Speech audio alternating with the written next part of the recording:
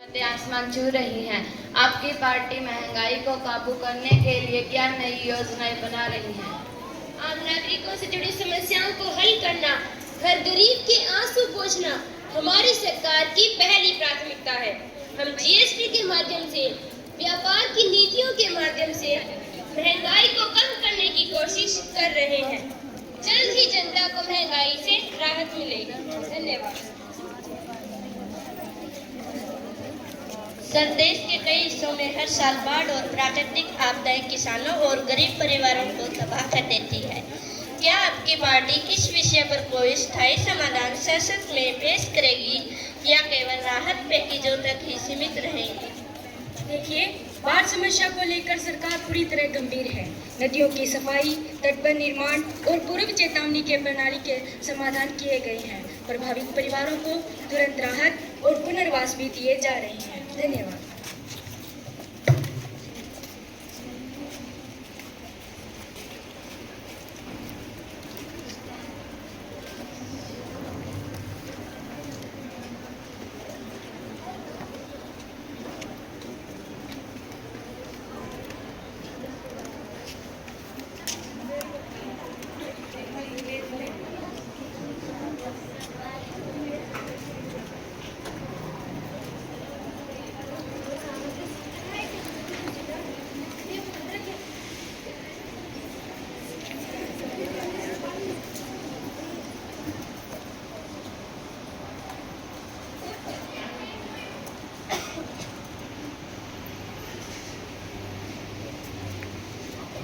माननीय सभासदों, माननीय अध्यक्ष महोदया,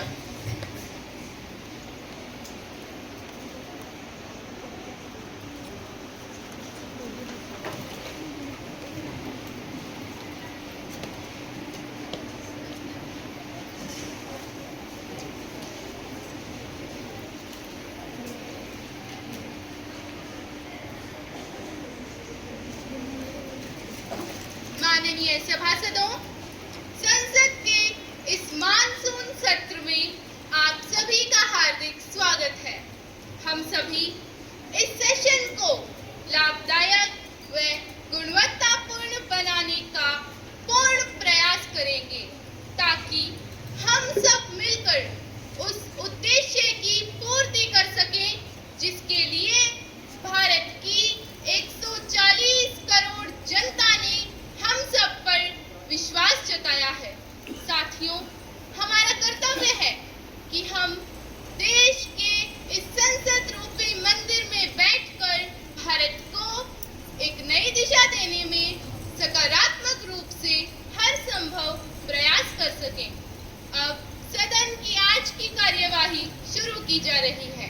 संसद आपसे उम्मीद करती है कि आप आज की सदन की कार्यवाही से सकारात्मक रूप से जुड़ेंगे। महासचिव जी, नए सदस्यों से शपथ या प्रतिज्ञान ग्रहण करवाएं। Okay ma'am. मैं शपथ के लिए आमंत्रित कर रही हूँ मिस प्रीति जी, जो पंजाब के फिरोजपुर लोकसभा क्षेत्र से युवा सांसद चुनी गई हैं। अब शपथ ग्रहण करेंगी।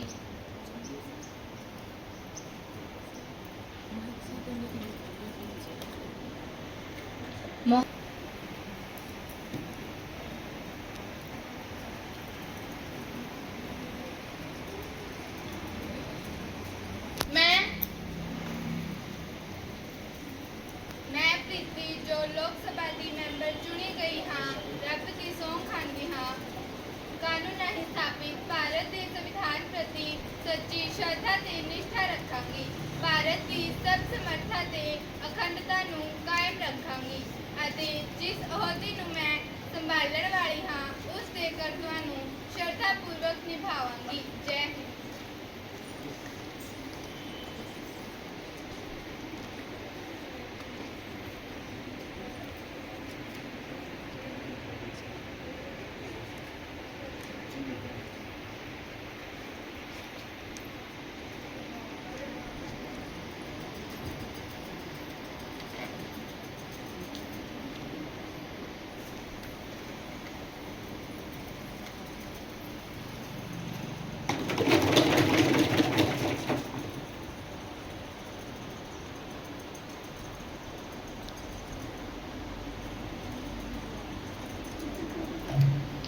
मैं बुला रही हूँ सुमन जी, जो मध्य प्रदेश के भोपाल लोकसभा क्षेत्र से युवा सांसद चुनी गई हैं, अब शपथ ग्रहण करेंगी।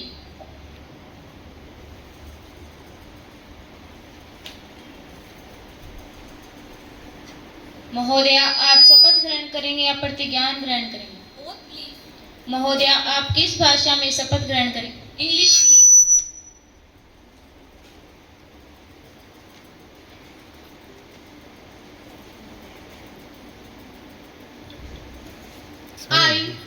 I, Suman, having been elected as the member of the lower house of the Youth Parliament, do swear in the name of God that I will bear true faith and allegiance to the Constitution of India as by laws established, that I will uphold the sovereignty and integrity of India, and that I will faithfully discharge the duty upon which I am about to enter. Jai Hind.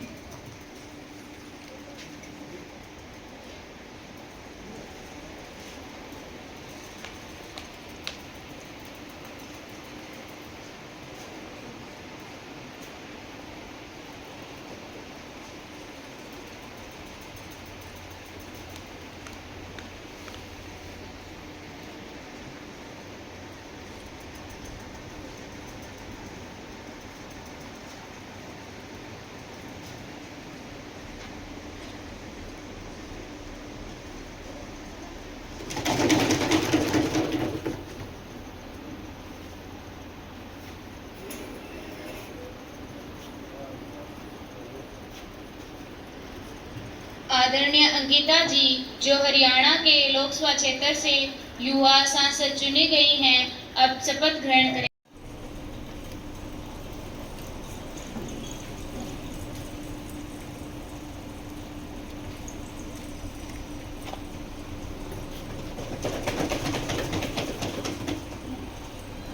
अर्थशास्त्री और दूरदर्शी विचारक doctor Manmohan Singh ji का हाल ही में निधन हो गया है। डॉक्टर मनमोहन सिंह जी का जीवन सेवा, सादगी और नैतिक मूल्यों का प्रतीक रहा है। उन्होंने वर्ष 2004 से 2014 तक 2 कार्यकालों में भारत के प्रधानमंत्री के रूप में भारत को एक शांत, स्थिर व मर्मज्ञ नेतृत्व प्रदान किया। वे एक ऐसे राजनेता थे जिन्होंने कभी भी कटुता की भाषा का प्रयोग नहीं किया, हमेशा लोकतांत्रिक मर्यादाओं का पालन किया और विरोधियों का सम्मान भी किया। इस महान विभूति का निधन भारत के सार्वजनिक जीवन की एक युगांतकारी क्षति है। हम इस सदन की ओर से उनके जीवन को कृतज्ञता के साथ स्मरण करते हैं। माननीय सदस्यों, मुझे अत्यंत दुख है कि भारत के पूर्व प्रधानमंत्री, वरिष्ठ नेता और दूरदर्शी विचारक डॉक्टर मनमोहन सिंह जी का हाल ही में निधन हो गया है। डॉक्टर मनमोहन सिंह जी का जीवन राष्ट्र सेवा, सादगी और नैतिक मूल्यों का प्रतीक रहा है। उन्होंने देश की अर्थव्यवस्था को नई दिशा देने में महत्वपूर्ण भूमिका निभाई थी। वे एक ऐसे राजनेता थे जिन्होंने कभी कटुता की भाषा का प्रयोग नहीं किया। वे हमेशा ही लोकतांत्रिक मर्यादाओं का पालन करते थे और विरोधियों का भी सम्मान करते थे। इस महान विभूति का निधन भारत के सार्वजनिक जीवन की एक युगांतकारी क्षति है। इस सदन की ओर से मैं उनके जीवन और योगदान को कृतज्ञता के साथ स्मरण करती हूँ। ओम शांति। माननीय अध्यक्ष महोदया, माननीय सदस्यगण, आज यह सदन एक अत्यंत शोकाकुल अवसर पर एकत्र हुआ है। भारत के पूर्व प्रधानमंत्री, वरिष्ठ नेता, महान अर्थशास्त्री और अद्वितीय व्यक्तित्व के धनी डॉक्टर मनमोहन सिंह जी का निधन हमारे लिए अपूरणीय क्षति है। डॉक्टर मनमोहन सिंह जी ने भारतीय राजनीति में मर्यादा, शालीनता और गरिमा की परंपरा को जीवित रखा। वे एक ऐसे राजनेता थे जो शब्दों से अधिक अपने कर्मों से बोले। हर भूमिका में उन्होंने उत्कृष्टता और विनम्रता का परिचय दिया। उनके व्यवहार और विचारों में कभी दलगत राजनीति की कटुता नहीं रही। विपक्ष में बैठे हम सभी ने हमेशा उनके प्रति सम्मान की भावना रखी है। हम इस सदन की ओर से और विपक्ष के सभी साथियों की ओर से डॉक्टर मनमोहन सिंह जी के प्रति अपनी श्रद्धांजलि अर्पित करते हैं और उनके परिवारजनों के प्रति गहरी संवेदनाएं व्यक्त करते हैं। ईश्वर उनकी आत्मा को शांति प्रदान करे। ओम शांति। डॉक्टर मनमोहन सिंह जी की आत्मा की शांति के लिए हम सब मिलकर 2 मिनट का मौन धारण करेंगे।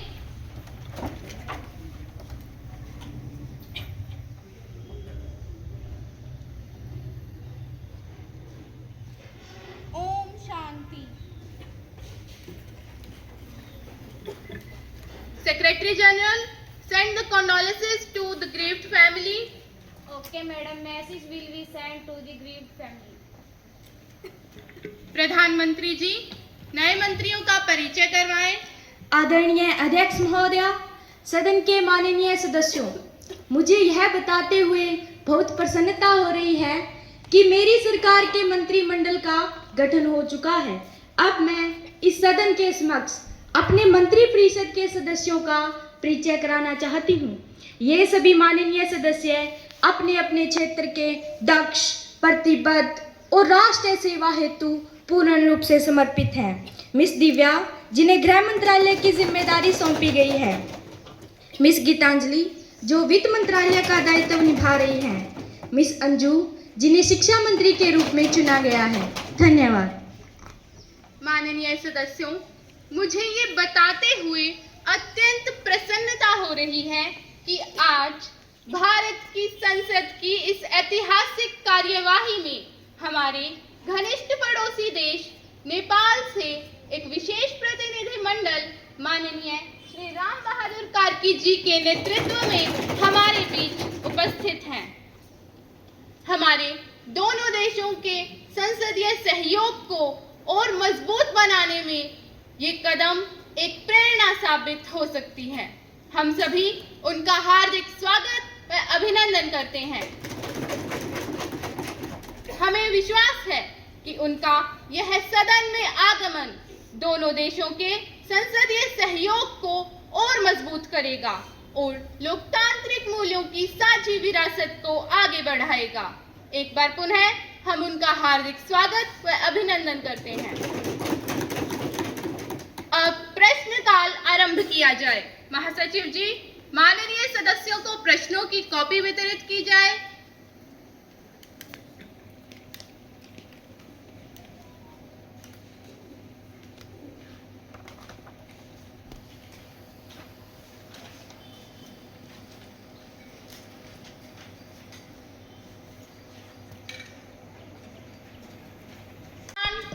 माननीय अध्यक्ष महोदया, देश यह जानना चाहता है कि जब मणिपुर जल रहा था तब हमारी सरकार केवल बयानबाजी में व्यस्त थी। मुझे खेद है, मुझे दुख हो रहा है ये कहते हुए कि यह घटना मुझे तानाशाह नीरों की याद दिलाती है। जब रोम जल रहा था तो बंसी बजा रहा था। वही घटना आज मेरे देश में दोहराई गई। हमारी गृह मंत्री मिस दिव्या सोनी के नाक के नीचे पूरा का पूरा मणिपुर जला दिया गया। प्रधानमंत्री किस हक से अभी तक इस कुर्सी पर बैठे हैं? क्या यह सरकार की जिम्मेदारी नहीं कि हर नागरिक को सुरक्षा और शांति मिले? मैं सदन के माध्यम से सरकार से मांग करती हूं कि वह तुरंत ठोस कदम उठाए, शांति बहाल करे और पीड़ितों को न्याय दिलाए। गृह मंत्री जी। माननीय अध्यक्ष महोदया, मैं आपके माध्यम से ये बताना चाहती हूँ कि मणिपुर में हुई जातीय हिंसा अत्यंत दुखद है। सरकार इस संकट को बेहद गंभीरता से ले रही है। जैसे ही स्थिति असामान्य हुई, केंद्र सरकार ने तुरंत अर्धसैनिक बलों की तैनाती की और राज्य सरकार के साथ समन्वय स्थापित किया। ताकि लोगों के लिए हर आवश्यक कदम उठाए जाएं। अध्यक्ष जी, मैं इस सदन को बताना चाहती हूँ कि सरकार स्वयं स्थिति की निगरानी कर रही है। एक सर्वदलीय प्रतिनिधि मंडल को मणिपुर भेजा गया और न्यायिक जांच के आदेश भी दिए गए हैं। अब तक राहत शिविरों में 50,000 से अधिक लोगों को सुरक्षित स्थानों पर पहुंचाया गया है। अध्यक्ष महोदया, महिलाओं के साथ हुई घटनाओं की हम कड़ी निंदा करते हैं। निंदा करने से किसी समस्या का समाधान नहीं होने वाला। शांत होकर बैठ जाएं और अपराधियों की जांच कर उन्हें कड़ी से कड़ी सजा दी जाएगी। ये समय राजनीति करने का नहीं है, बल्कि संवेदनशीलता का है, एकजुटता का है और समाधान निकालने का है। मैं विपक्षी साथी को भी ये बता देना चाहती हूँ कि सरकार हर नागरिक की सुरक्षा और मणिपुर में स्थायी शांति के लिए प्रतिबद्ध है। धन्यवाद। माननीय अध्यक्ष महोदया, मैं आपके माध्यम से सरकार से एक सवाल पूछना चाहती हूँ कि मैं आपका ध्यान एक अत्यंत गंभीर और राष्ट्रीय सुरक्षा से जुड़े मुद्दे की ओर आकर्षित करना चाहती हूँ। हाल ही में जब हमारी सेनाओं ने सरहद पर पाकिस्तान के खिलाफ निर्णायक बढ़त बना ली थी, जब देश का मनोबल 7वें आसमान पर था और आतंक के शरणगाह को मुंहतोड़ जवाब दिया जा रहा था, ऐसे समय में युद्ध विराम का निर्णय कैसे लिया गया? क्या सरकार स्पष्ट करेगी कि किस दबाव के कारण यह फैसला लिया गया? जब देश के जवान सीमा पर बलिदान दे रहे हैं, ऐसे समय में युद्ध विराम का निर्णय क्या उन बलिदानों का अपमान नहीं है? क्या सरकार के पास कोई लंबी रणनीति है जिससे देश की जनता को आश्वासन मिल सके कि भविष्य में ऐसा कदम दोबारा नहीं उठाया जाएगा? महोदया, देश ये जानना चाहता है, जनता ये जानना चाहती है कि जब जीत सामने थी तब हम पीछे क्यों हटे? प्रधानमंत्री जी, क्या हार में क्या जीत में, कि क्या हार में क्या जीत में, किंचित नहीं भयभीत हूँ, कि किंचित नहीं भयभीत हूँ। कर्तव्य पथ पर जो भी मिला, ये भी सही वो भी सही, कि ये भी सही वो भी सही, वरदान नहीं मांगूंगी, हो कुछ पर हार नहीं मानूंगी, हार नहीं मानूंगी। आदरणीय अध्यक्ष महोदया, मैं माननीय सविता जी के प्रश्न के प्रति उनका धन्यवाद करती हूँ। इनका जोश, राष्ट्रभक्ति और हमारे वीर जवानों के प्रति सम्मान निश्चित ही तारीफ के काबिल है। लेकिन मैं इस सदन और समस्त देशवासियों को यह स्पष्ट कराना चाहूंगी कि देश ने सोच विचार के बाद ऑपरेशन सिंदूर के रूप में नियोजित, केंद्रित और सोची समझी जवाबी कार्यवाही की। ऑपरेशन सिंदूर की निशानेबाजी आतंकवादी ट्रेनिंग ढांचे पर केंद्रित थी। सैनिक व वायु सामर्थ्य का बराबर उपयोग करके आतंकवादी ठिकानों को निशाना बनाया गया। ये कार्यवाही 6 से 7 मई 2025 की रात में संचालित की गई। हमारी कार्यवाही का उद्देश्य सरेआम नागरिकों पर हमला करने वाले, हमारी बहनों के सिंदूर उजाड़ने वाले उन आतंकवादी तंत्रों को समाप्त करना था। आदरणीय अध्यक्ष महोदया, युद्ध सिर्फ मैदानों में नहीं बल्कि दिमाग से भी लड़े जाते हैं और कभी कभी सबसे बड़ी जीत शांति से मिलती है। हमने तोपों को खामोश किया, ये कमजोरी नहीं थी, सोच थी। दुश्मन की हर चाल का पहचान कर जवाब देने की योजना थी।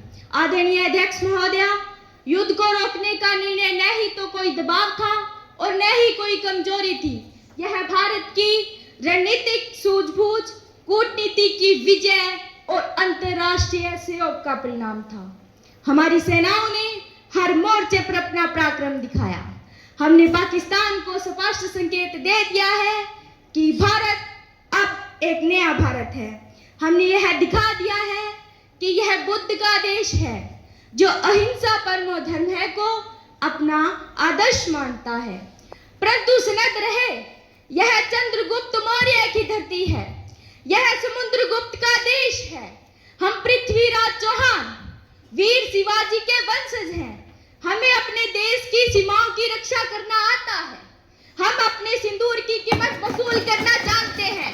इसलिए जनता को जानना आवश्यक है कि सरकार ने ठोस सबूत, खुफिया इनपुट और सैन्य विकल्पों के विवेकपूर्ण प्रयोग के साथ देश की सर्वोच्च सुरक्षा का संरक्षण किया और यही हर देश का दायित्व है। हम अपने सुरक्षा बलों के साथ खड़े हैं और देश की एकता और सुरक्षा के प्रति कटिबद्ध है। इसलिए माननीय सदन से मांग है कि जब देश की बहन बेटियों के जीवन और स्वाभिमान पर हमला होता है तो सरकार की ठोस निर्णायक कानूनी कार्यवाही न सिर्फ जायज है बल्कि आवश्यक भी है और यही वो जवाब है जो हम पूरे विश्वास के साथ देना चाहते हैं। धन्यवाद। प्रश्न संख्या 102 मिस गरिमा।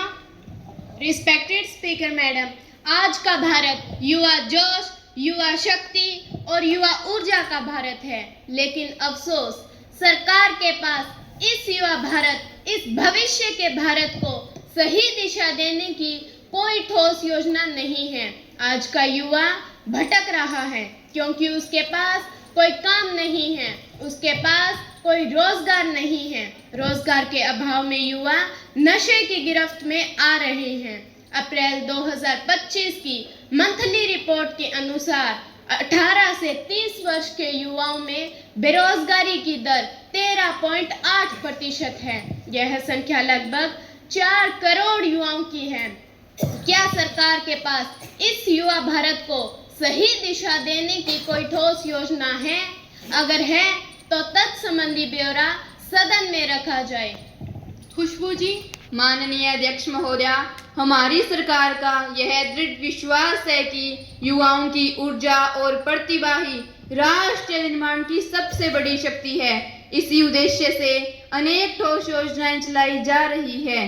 पहली, प्रधानमंत्री कौशल विकास योजना देश के युवाओं को आधुनिक तकनीक और उद्योग आधारित प्रशिक्षण देकर उन्हें आत्मनिर्भर बनाया जा रहा है। दूसरी, स्टार्टअप इंडिया और स्टैंड अप इंडिया योजना युवाओं को अपनी प्रतिभा के अनुसार नवाचार और नए उद्योग हेतु वित्तीय और तकनीकी सहयोग देना।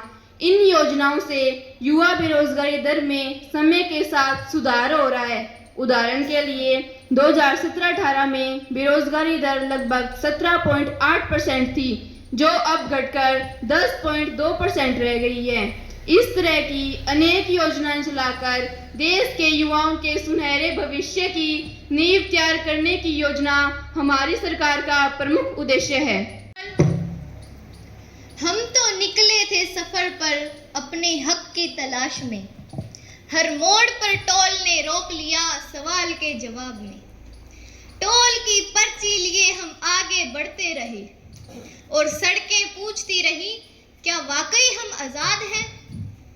हुकूमत कहती है कि देश तरक्की कर रहा है और जनता पूछती है किसकी जेब से। माननीय अध्यक्ष महोदया, मैं सरकार से यह जानना चाहती हूँ कि आखिर आम आदमी कब तक हर कदम पर टोल टैक्स की मार झेलेगा। कभी आयकर, कभी जीएसटी, कभी पेट्रोल डीजल पर टैक्स। सवाल यह है कि जनता पहले से ही टैक्स देकर सरकार को राजस्व उपलब्ध करवा रही है। सरकार की इस आर्थिक शोषण और टैक्स पर टैक्स की नीति कब तक जनता सहती रहेगी। सड़क जनता की है, टैक्स जनता का है, तो हर सड़क पर और हर कदम पे ये टोल किसका है? सड़क व परिवहन मंत्री जी। माननीय अध्यक्ष महोदया, विपक्ष द्वारा उठाया गया मुद्दा जनता की भावनाओं से जुड़ा है, परंतु इसमें कुछ तथ्यों को स्पष्ट करना आवश्यक है। सबसे पहले केवल सड़कें बनानी ही नहीं बल्कि उनकी देखरेख और रखरखाव भी उतना ही महत्वपूर्ण है। इन कार्यों पर हजारों करोड़ रुपया खर्च आता है। सरकार का उद्देश्य जनता से दोहरा कर लेना नहीं बल्कि यह सुनिश्चित करना है जहां सड़कों का उपयोग ज़्यादा होता है वहां उपयोगकर्ता ही कुछ अंश दान दे। यह यूजर पे सिद्धांत है। साथ ही सरकार लगातार टोल प्लाजा को कम करने और एक निश्चित अवधि के बाद टोल वसूली बंद करने की दिशा में भी काम कर रही है। मैं सदन को यह स्पष्ट कराना चाहती हूँ कि टोल टैक्स कोई अतिरिक्त बोझ नहीं बल्कि सड़क व्यवस्था को सशक्त बनाने का साधन है। यह टैक्स पर टैक्स नहीं बल्कि विकास के मार्ग पर जनता की सीधी भागीदारी है। प्रश्न अध्यक्ष महोदया, मैं सरकार से ये जानना चाहती हूँ कि देश में महंगाई लगातार आसमान छू रही है, जिससे आम जनजीवन बुरी तरह से प्रभावित हो रहा है।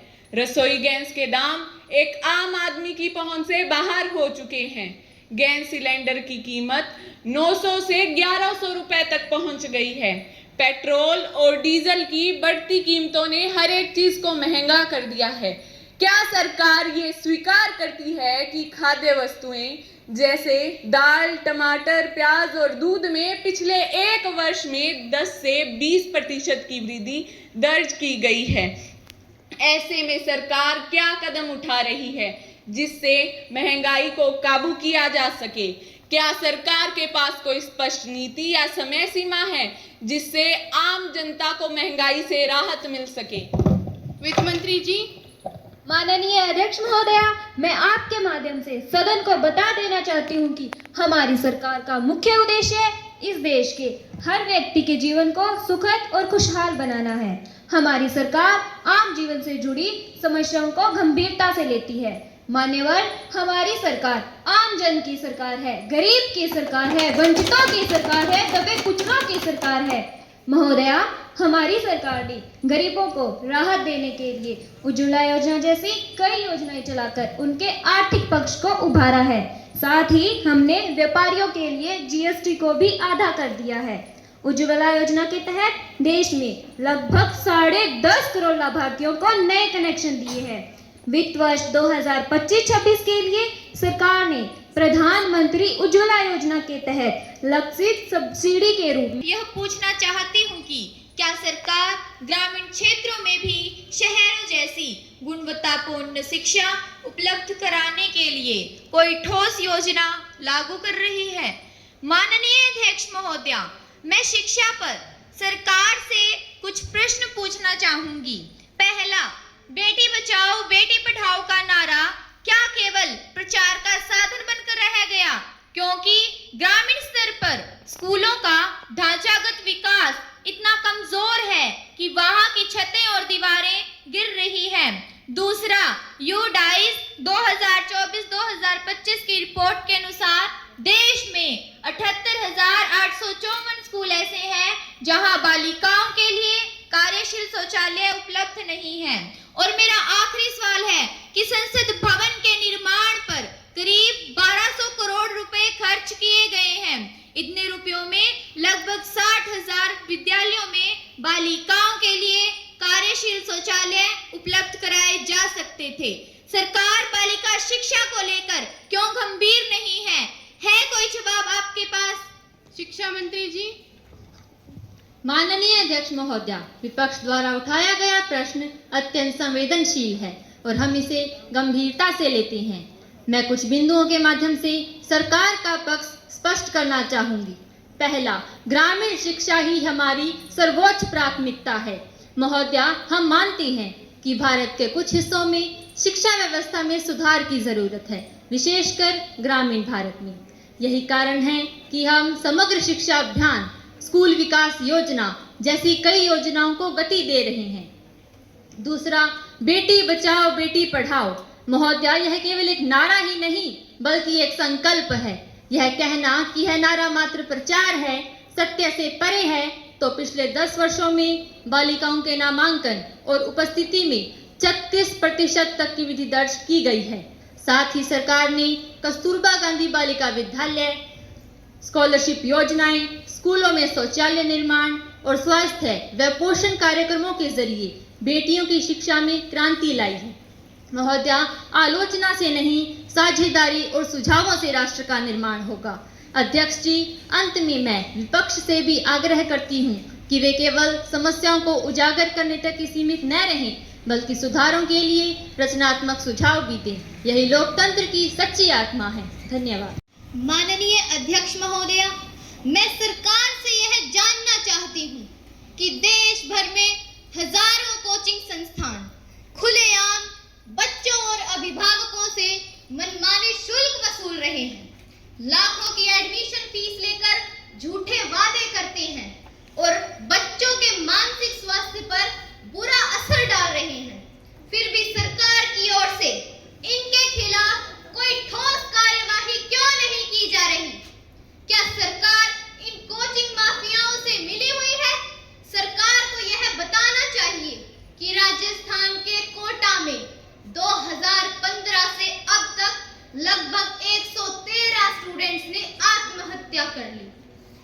तो मैं सरकार से पूछना चाहती हूँ, ऐसी भयावह स्थिति के बावजूद सरकार अभी तक किन कारणों से इन कोचिंग संस्थानों पर कड़ी कानूनी कार्यवाही नहीं कर रही और ऐसी कौन सी नीति तैयार है जिससे इन छात्रों को तत्काल बचाया जा सके।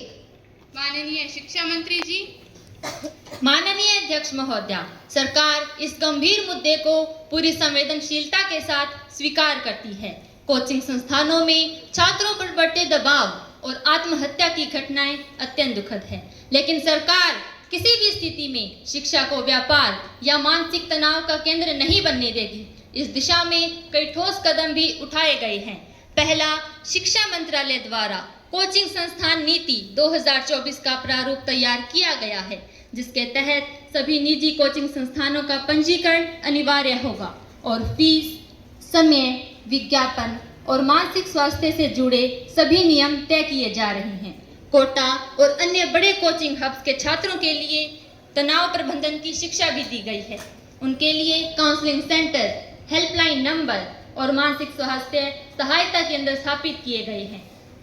साथ ही सरकार यह सुनिश्चित करती है कि स्कूल स्तर पर ही छात्रों को तनाव प्रबंधन की शिक्षा दी जाए। सरकार की यह स्पष्ट नीति है कि बच्चों का भविष्य सुरक्षित रहे। यही हमारी सर्वोच्च प्राथमिकता है। इस महंगाई के चलते क्वेश्चन प्लीज। माननीय भारती जी, आप अपना प्रश्न सदन में रख सकती हैं।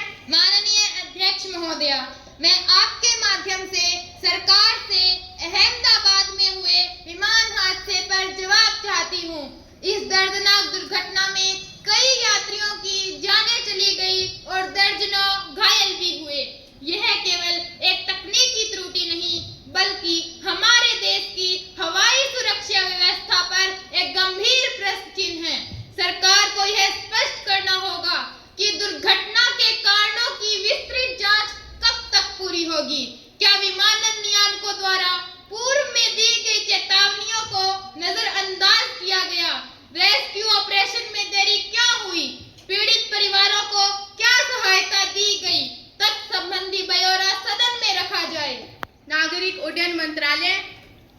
माननीय अध्यक्ष महोदया, मैं नागरिक उड्डयन मंत्रालय की ओर से इस दुर्घटना में जान गंवाने वाले यात्रियों के प्रति गहरी संवेदना प्रकट करती हूँ। यह घटना बहुत दुखद और संवेदनशील है।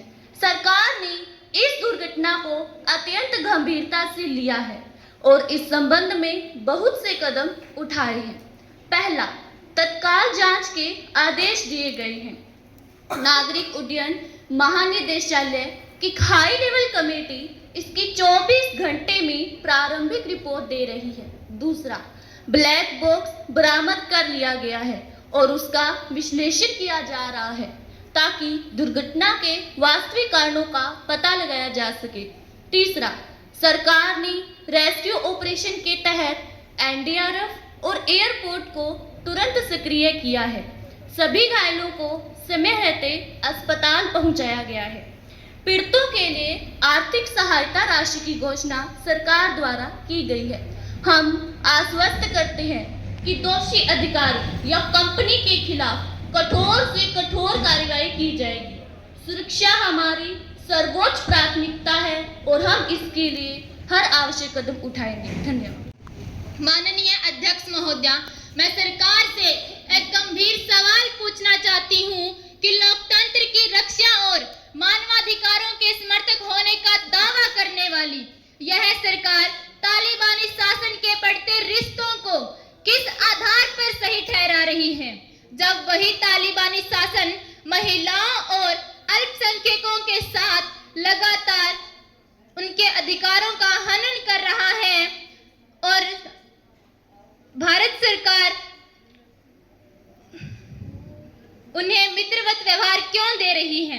क्या यही हमारे देश के लोकतांत्रिक और नैतिक प्रतिबद्धताओं के खिलाफ नहीं है? हम जनता को यह स्पष्ट उत्तर देना चाहते हैं कि भारत की विदेश नीति अब लोकतंत्र के मूल्यों के बजाय राजनीतिक स्वार्थों से संचालित हो रही है। प्रधानमंत्री जी। माननीय अध्यक्ष महोदया, मैं विपक्षी सांसद के सवाल का उत्तर देना चाहती हूँ।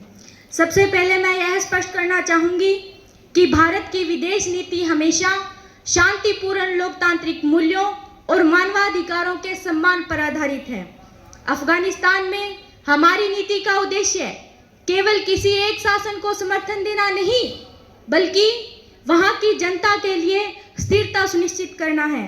हमारे यहाँ तालिबानी प्रतिनिधियों से संवाद का उद्देश्य भारत की राष्ट्रीय सुरक्षा, क्षेत्रीय शांति और अफगान नागरिकों की भलाई से जुड़ा है।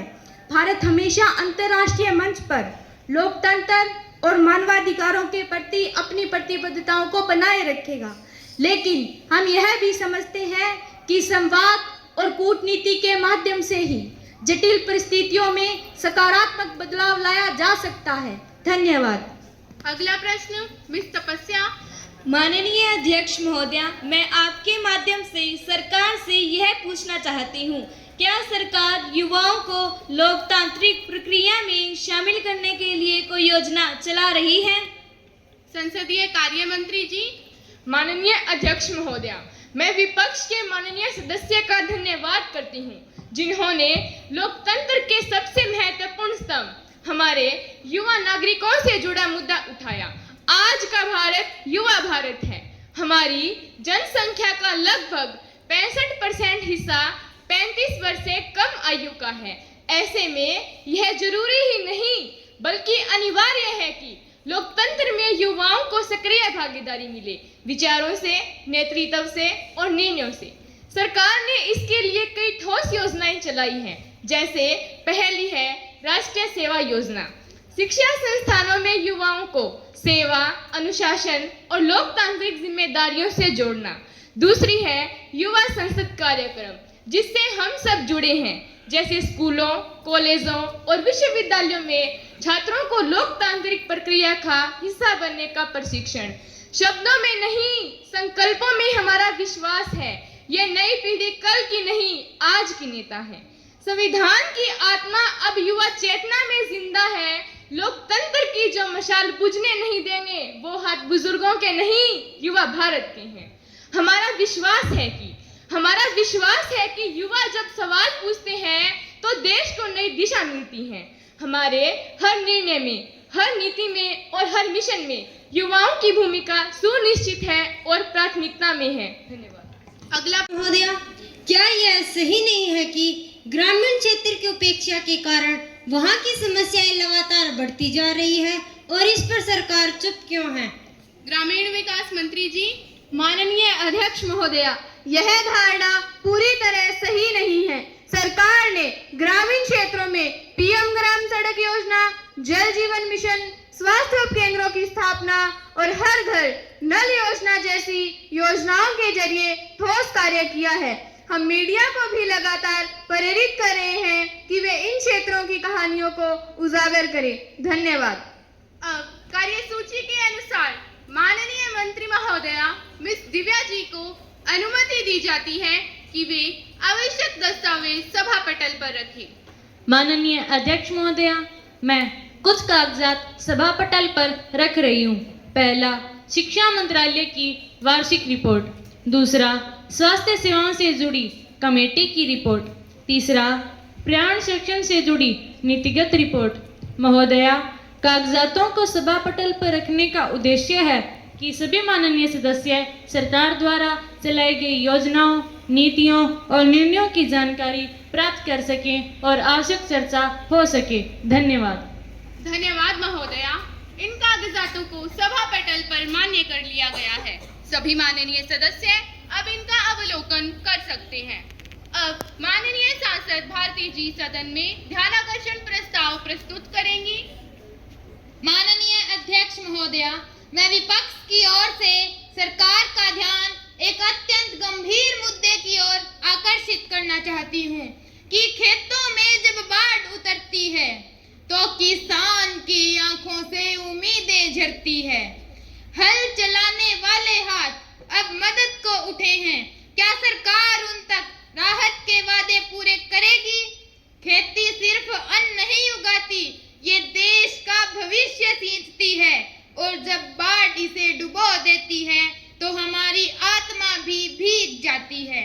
देश के अनेक हिस्सों में हाल ही की बाढ़ से किसानों की फसलें तबाह हुई हैं, उनका पशुधन नष्ट हुआ है, लोगों के घरों में पानी भर गया।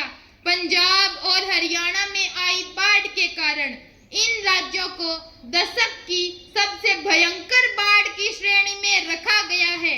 बावजूद इसके सरकार वर्षा जल निकासी और बाढ़ नियंत्रण के स्थायी प्रबंध क्यों नहीं करती? हर वर्ष बाढ़ आती है, हर वर्ष फसलें डूबती है, सरकार पहले क्यों नहीं जागती? सरकार किसानों की तबाही का इंतजार क्यों करती है? भविष्य में बार बार आने वाली बाढ़ से बचाने के लिए सरकार के पास क्या योजनाएं हैं? क्या सरकार किसानों को आपदा बीमा और फसल बीमा योजनाओं से पूरी तरह जोड़ने के लिए गंभीर है कि जब किसान टूटता है तो अन्न की डोल टूटती है? जब अन्न की डोल टूटती है तो राष्ट्र की सांसें रुकती है।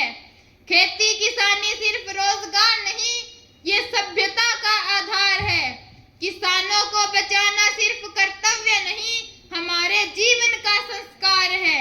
जो हर भूखे का पेट भरता है, अरे जो हर भूखे का पेट भरता है, आज वही किसान खाली कटोरे लिए खड़ा है।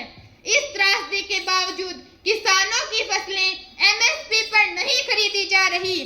सरकार के पास किसानों की आमदनी बढ़ाने के लिए क्या योजनाएं हैं? माननीय कृषि मंत्री जी। माननीय अध्यक्ष महोदया, विपक्ष द्वारा उठाए गए सवाल के संदर्भ में सरकार यह स्पष्ट करना चाहती है कि बाढ़ प्रभावित राज्यों में किसानों के लिए राहत कार्य निरंतर जारी है।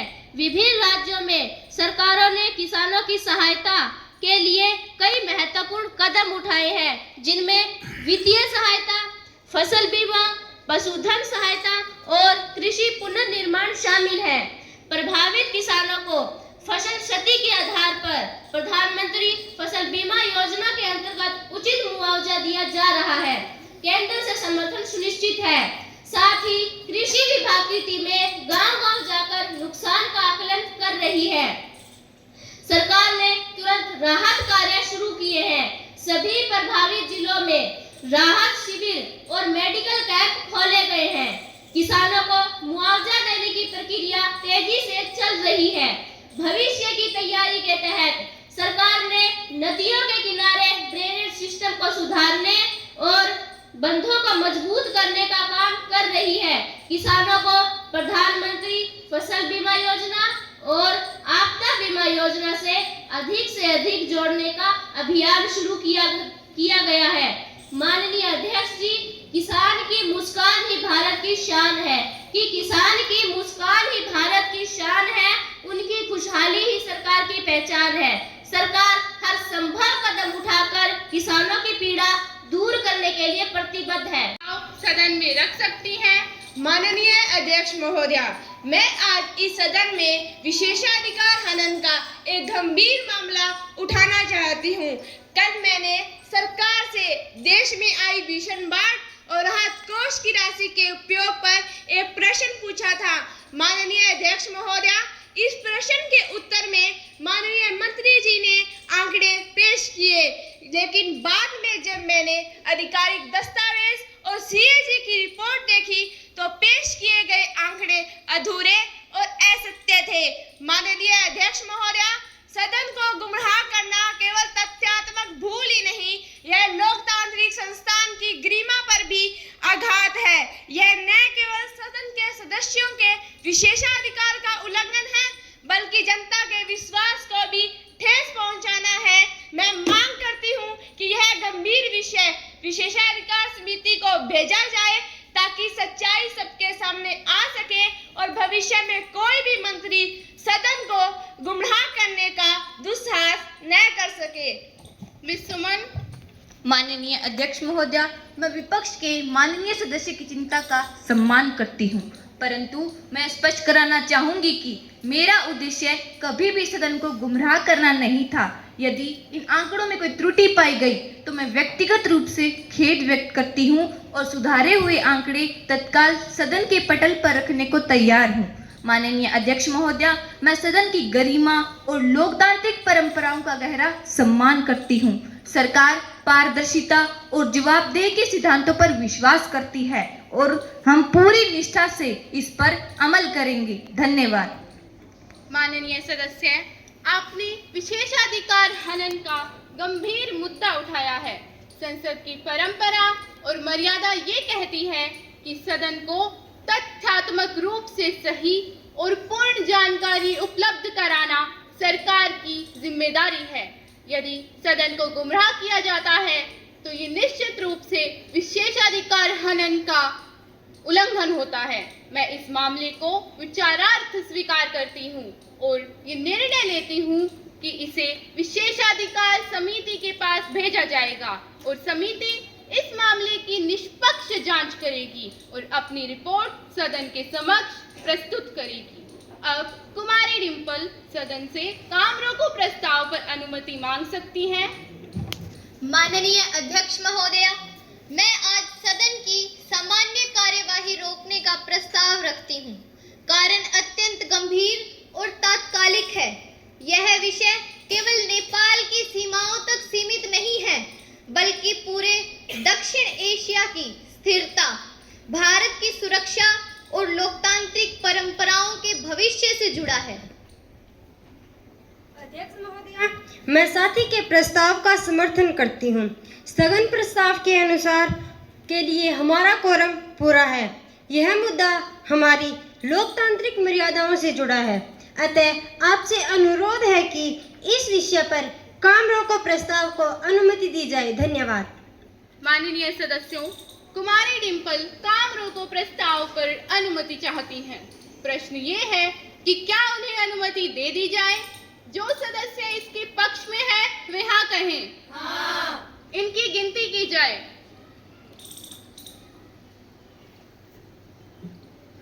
अब जो सदस्य इसके विपक्ष में है वे नहीं कहें। नहीं। इनकी भी गिनती करें।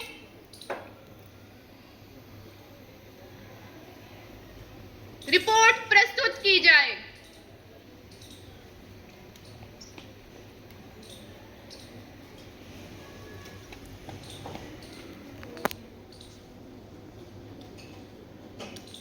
रिपोर्ट के अनुसार कोरम पूरा है, अतः अनुमति दे दी जाती है। कुमारी डिंपल। प्रधानमंत्री जी। माननीय अध्यक्ष महोदया, नेपाल हमारे सबसे करीबी पड़ोसियों में से है। हमारे साथ सांस्कृतिक रिश्ते, धार्मिक आस्था और पारिवारिक नाते जुड़े हैं। हमारे नागरिक बिना वीजा के एक दूसरे के देश में आते जाते रहते हैं। नेपाल की राजनीतिक स्थिरता भारत की आंतरिक शांति से प्रत्यक्ष रूप से जुड़ी है। लेकिन आज नेपाल एक बड़े संकट से गुजर रहा है। वहां लोकतंत्र पर गहरा खतरा मंडरा रहा है। संविधान की अवहेलना हो रही है। जनता के मौलिक अधिकारों को कुचला जा रहा है। यह पूरे लोकतंत्र विश्व के लिए चेतावनी की घंटी है। अगर लोकतंत्र कमजोर होता है तो वहां की अस्थिरता हमारे देश की सीमाओं पर भी असर डाल सकती है। माननीय अध्यक्ष महोदया, क्या हम हाथ पर हाथ रखकर चुप बैठ सकते हैं जब हमारे घर आंगन में आग लगी हो, जब हमारे पड़ोसी देश की आजादी खतरे में हो, तो भारत जैसे बड़े लोकतंत्र वाले देश को मौन रहना शोभा देता है? यह सदन सरकार से स्पष्ट उत्तर चाहता है। क्या भारत सरकार नेपाल की जनता के साथ खड़ी है या नहीं?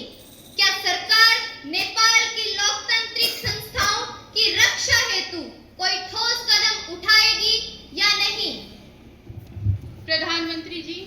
माननीय अध्यक्ष महोदया, मैं विपक्ष के माननीय सदस्य की चिंता का सम्मान करती हूँ।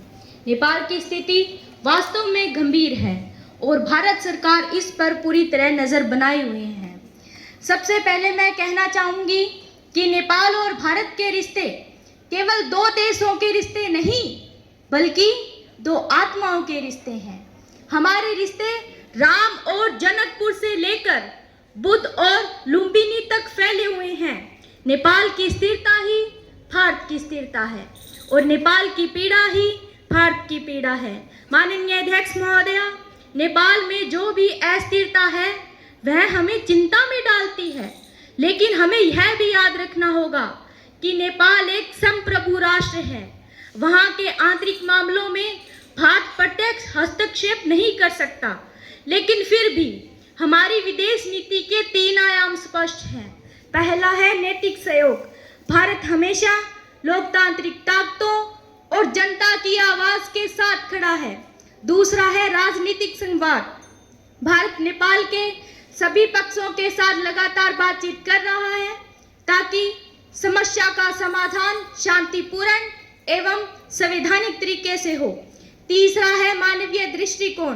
अगर नेपाल की जनता किसी संकट में है तो भारत सरकार मदद के लिए हमेशा तैयार रहेगी। माननीय अध्यक्ष महोदय, मैं इस सदन के माध्यम से यह संदेश भी देना चाहूंगी कि भारत की जनता और संसद नेपाल की जनता के साथ कंधे से कंधा मिलाकर खड़ी है।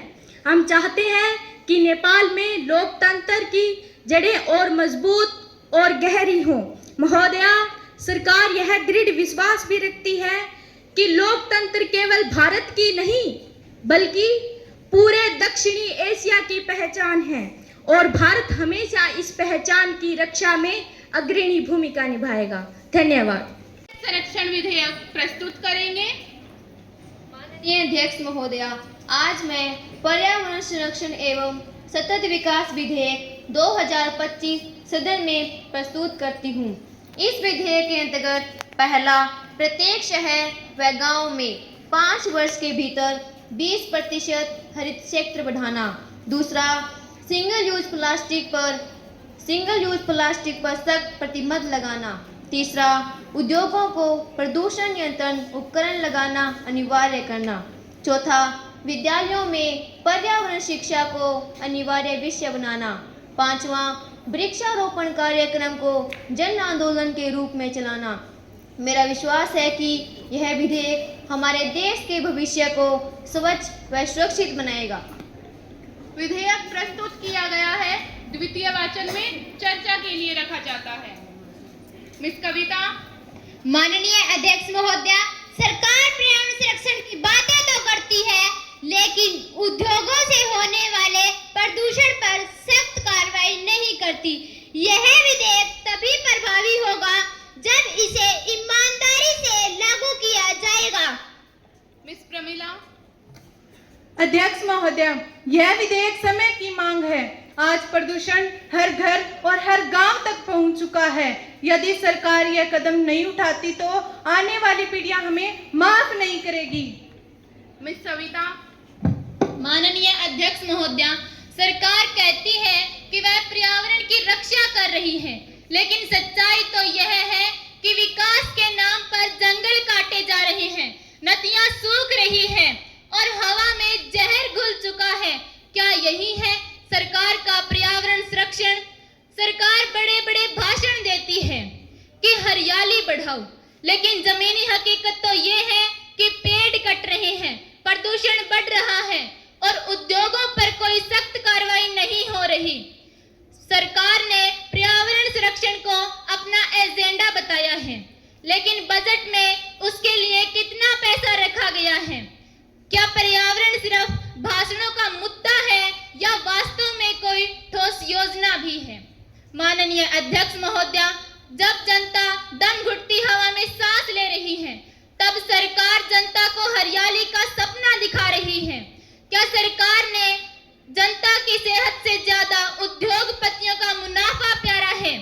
सरकार कहती है कि ग्रीन इंडिया, लेकिन सच्चाई तो यह है कि पेड़ों की जगह सीमेंट के जंगल उग रहे हैं। क्या यही है विकास जो प्रकृति को ही खत्म कर दे? मिस सुनीता।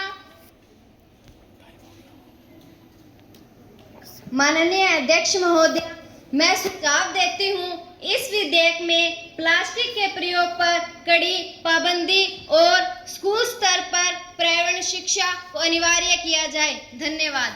अब मैं शिक्षा मंत्री जी को आमंत्रित करना चाहूंगी। माननीय अध्यक्ष महोदया, मैं इस विधेयक का स्वागत करती हूँ। शिक्षा के माध्यम से ही बच्चों में पर्यावरण के प्रति जिम्मेदारी आएगी। हमने स्कूलों में इको क्लब शुरू किए हैं ताकि छात्र छात्राएं इस दिशा में सक्रिय भूमिका निभा सकें। अध्यक्ष महोदया, मैं इस विधेयक के समर्थन में बोलना चाहती हूँ। पर्यावरण और खेती एक दूसरे से जुड़े हुए हैं। यदि जलवायु सुरक्षित नहीं होगी तो खेती भी प्रभावित होगी। किसानों को जैविक खेती और पानी के संरक्षण के लिए विशेष सहायता दी जानी चाहिए। धन्यवाद। स्वास्थ्य मंत्री जी। अध्यक्ष महोदया, इस विधेयक से लोगों के स्वास्थ्य पर भी सकारात्मक असर होगा। प्रदूषण कम होने से श्वसन रोग, कैंसर और हृदय रोग की दर घटेगी। मैं इस प्रयास की सराहना करती हूँ। मिस सपना। माननीय अध्यक्ष महोदया, मेरा सुझाव है कि पर्यावरण संरक्षण के लिए पंचायत स्तर पर समितियां बनाई जाएं, तभी इसका असर जमीनी स्तर पर होगा। माननीय नेता प्रतिपक्ष। आदरणीय अध्यक्ष महोदया, यह विधेयक सराहनीय है, परंतु इसमें कुछ कमियां भी है। पहली, केवल कानून बनाने से पर्यावरण सुरक्षित नहीं होगा। इसके लिए ठोस कार्य योजनाएं और बजट चाहिए। दूसरा, ग्रामीण क्षेत्र में जागरूकता की कमी है, उस पर भी ध्यान देना होगा। इसलिए हम चाहते हैं कि इसमें संशोधन करके इसे और मजबूत बनाया जाए। धन्यवाद। पर्यावरण मंत्री जी, क्या विपक्ष की बातों पर आप कुछ कहना चाहेंगे? माननीय अध्यक्ष महोदया, मैं विपक्ष के सुझावों का स्वागत करती हूँ। हम बजट में विशेष निधि का प्रावधान करेंगे व ग्रामीण स्तर पर समितियां गठित करेंगे। छोटे व्यापारियों के लिए वैकल्पिक साधनों की व्यवस्था भी की जाएगी। धन्यवाद। सदन में हुई चर्चा के बाद मैं तृतीय वाचन के अनुसार पर्यावरण संरक्षण एवं सतत विकास विधेयक 2025 को मतदान हेतु प्रस्तुत करती हूँ। अतः जो सदस्य इसके पक्ष में है वे हाँ कहें। हाँ। इनकी गिनती की जाए।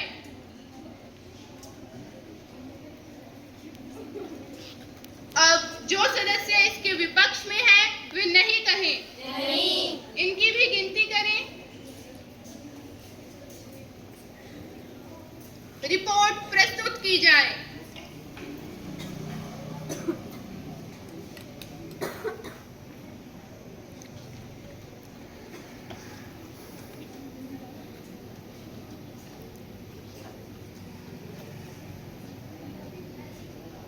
इस विधेयक के पक्ष में 38 मत है और विपक्ष में 12 मत हैं। अतः बहुमत से इस विधेयक को पारित किया जाता है।